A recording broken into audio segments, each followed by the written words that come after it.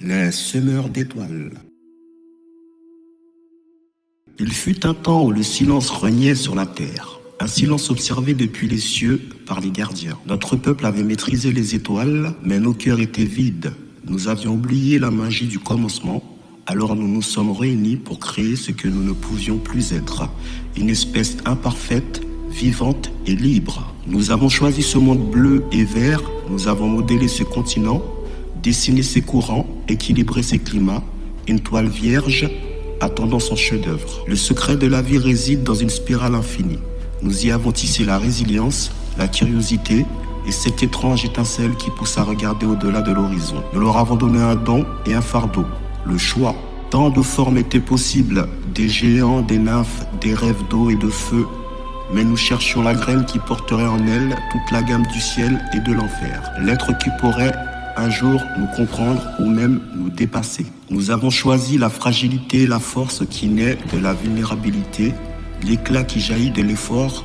Leur chemin serait plus dur, mais il serait véritablement leur chemin. Dans le cœur d'une étoile artificielle, nous avons allumé la première étincelle. Cette seule cellule, un univers en miniature, et dans ce flash doré, l'aventure de l'humanité a commencé par un battement. Nous avons semé cette étincelle comme on confie un vœu à un ruisseau. Des vaisseaux graines ont traversé le ciel, porteurs d'un avenir. Le berceau était prêt. Les mers chaudes de la terre, et là, dans la tranquillité océanique, ils ont grandi. Ils ont appris à danser avec la chimie, à défier l'entropie. L'étincelle devenait flamme. Nous avons guidé leur corps, mais jamais leur esprit. L'évolution fut un souffle rapide, de l'eau à la terre aux arbres, des arbres à la plaine. Ils se tenaient debout, fragiles et déterminés, regardant un monde qu'ils ne possédaient pas encore. Puis vint la nuit où nous leur avons offert notre plus grand et plus dangereux cadeau. Pas la connaissance, mais la capacité à la chercher. L'étincelle est devenue conscience. Ils ont vu pour la première fois, non pas seulement la lune, mais sa beauté. La main qui saisit une pierre et comprend qu'elle peut façonner, la main qui protège une flamme et comprend qu'elle peut créer. Deux étincelles, une dans le silex, une dans l'âme. Le premier pas vers leur destinée. Et puis, un son, un murmure qui a brisé la solitude de l'univers. Luna, ce n'était pas qu'un nom, c'était un pont jeté entre deux esprits. Le début d'une histoire qui se raconterait de génération en génération. Ils apprennent si vite, regarde-les.